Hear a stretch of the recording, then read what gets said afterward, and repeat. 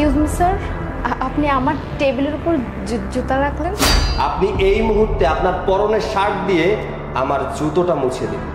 Sorry, আমি আপনার জুতো পরিষ্কার করব?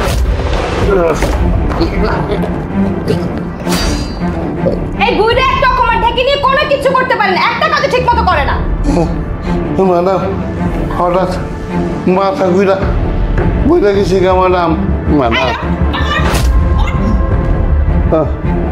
ম্যাডাম হঠাৎ মাথা ঘুরে পড়ে গেছিলাম ম্যাডাম। তোর মাথা ঘুরলে আমার কি সমস্যা? আমার যে জিনিসগুলোর ক্ষতি হলো সেগুলো কে দেখবে? শরীরটা অনেক দুর্বল তো, ওভারটাইম করতে করতে শরীরটা অনেক দুর্বল হয়ে গেছে ম্যাডাম। তোদের মতো বুইড়া লোক একটা কাজ ঠিকমতো হয় না, যখন বের করে দিতে যাবে তখন তো হাত পায়ে ধরে বসে থাকে। ম্যাডাম আমার কাজ লাগবে, আমার বাসায় এই সমস্যা সেই সমস্যা। শোন, আগামীকাল আমার ক্লায়েন্ট আসবে, আমি একটা ফাইলও যেন উল্টাপাল্টা না দেখি, সবগুলো সুন্দর মতো মুছে ক্লিন করে রাখবি, ঠিক আছে? ঠিক আছে ম্যাডাম, আপনার কথা মতন হইব। May I come in? আরে স্যার আপনি, আরে আসুন, বসুন স্যার। আপনি এত কষ্ট করে এসেছেন, দেখে ভালো লাগছে। বাহ, থ্যাঙ্কস ফর কামিং। ওয়েলকাম। অফিসটা তো অনেক সুন্দর করে সাজিয়েছেন। জি স্যার, আপনার সাপোর্ট ছাড়া তো কোনো কিছুই সম্ভব না। স্যার একটা কথা ছিল। স্যার, আমরা মার্কেটে বেশ কিছু নতুন প্রোডাক্ট লঞ্চ করতে যাচ্ছি। আচ্ছা, সেক্ষেত্রে স্যার আপনি যদি একটু বেশি করে ইনভেস্ট করতেন আমাদের কোম্পানির জন্য খুবই ভালো হতো। আচ্ছা ঠিক আছে, আমাকে শীটটা একটু দিন।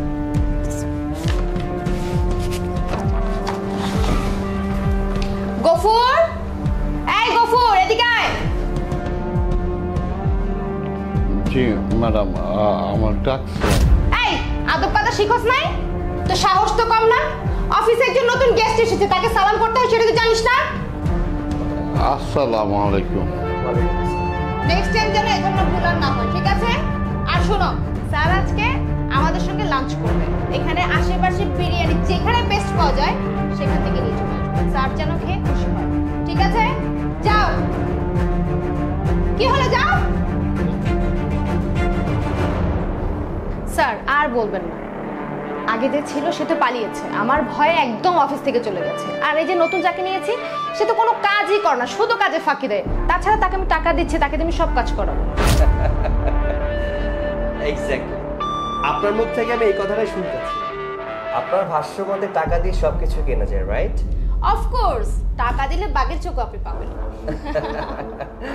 এক্স্যাক্টলি, আমি এই কথাটাই শুনতে যাচ্ছিলাম আপনার মুখ থেকে। Just a minute.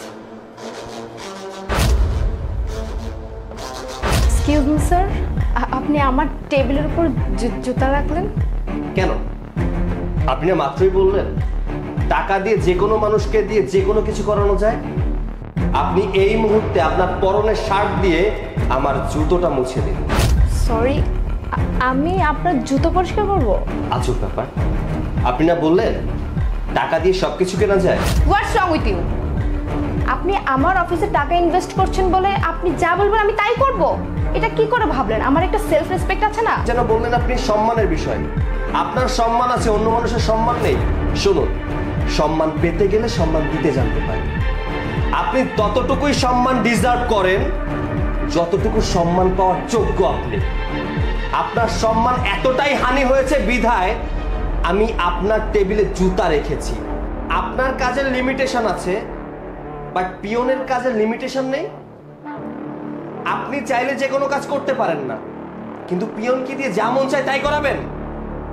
শুনুন, কর্মীরা আছে বিধায় আমাদের কোম্পানিগুলো চলে। কর্মীদের সাথে সবসময় ভালো ব্যবহার করবেন, তার যতটুকু কাজ তাকে দিয়ে তাই করাবেন। আরেকটা কথা, আপনি যাকে আপনার কোম্পানির পিয়ন হিসেবে জানেন, আপনি কি তার সঠিক পরিচয় জানেন? তার পরিচয় জেনে আমি কি করব? সে তো একজন পিয়ন হয়। আচ্ছা বাবা,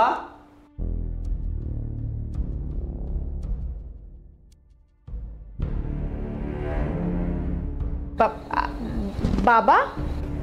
তিনি কোনো পিয়ন নন, তিনি আমার বাবা, মির্জা গ্রুপ অফ ইন্ডাস্ট্রিজের মালিক গফুর মির্জা। হোয়াট? মানে উনি আপনার বাবা? আমার বাবা আপনাদের কোম্পানির উপরে অনেক দিন থেকে নজরদারি করছিলেন, কিন্তু ভেতরের খবর জানার জন্য আমার বাবা আপনাদের এখানে পিয়নের চাকরি নিয়েছেন। আমার বাবা অনেক দিন থেকেই বলছিলেন যে বাবা তুই ভুল জায়গায় ইনভেস্ট করেছিস, ওরা দুর্নীতিবাজ। কিন্তু আমার বাবার কথা আমি বিশ্বাস করিনি, বাট আজ এসে দেখলাম আপনারা সত্যি দুর্নীতিবাজ, কর্মচারীদের সাথে খারাপ ব্যবহার করেন এবং প্রজেক্টের টাকা মেরে খান। তার প্রত্যেকটা প্রমাণ আমার কাছে আছে। আপনাদের মতো দুর্নীতিগ্রস্ত কোম্পানির সাথে আমরা কোনো ডিল করতে চাই না। তো যত ডিল ছিল সমস্ত ডিল আজ থেকে ক্যান্সেল করা হলো। স্যার এইটা আপনি কি বলছেন? আপনি যদি এখন আমাদের অফিসে ইনভেস্ট না করেন তাহলে আমরা এতগুলো কর্মী না খেয়ে মারা যাব স্যার। আমাদের কি হবে স্যার, আপনি একটাবার চিন্তা করে দেখেন। সরি, আমার কাছে ক্ষমা চেয়ে কোনো লাভ নেই। আপনি যার সাথে খারাপ ব্যবহার করেছেন সে যদি আপনাকে ক্ষমা করে দেয় তাহলে তো আপনার গুড লাক। বাবা, আমি নিচে গাড়িতে ওয়েট করছি, তুমি এসো। গফুর সাহেব প্লিজ আপনি যাবেন না, আমাদের অফিসের এত বড় ক্ষতি আপনি হতে দিয়েন না। দেখেন আমি আপনার সঙ্গে যে ধরনের ব্যবহার করেছি তার জন্য আমি আপনার কাছে ক্ষমা প্রার্থী, কিন্তু আপনি প্লিজ স্যারকে একটু বোঝান প্লিজ। কি ম্যাডাম, কি বুঝলেন? বাপেরও বাপ থাকে। আপনারা মানুষকে মানুষ মনে করেন না, মানুষকে চিনতে শিখেন, বুঝতে শিখেন, ভালোবাসতে শিখেন। আমার ছেলে যেটা বলেছে ওইটাই রাইট। Good bye.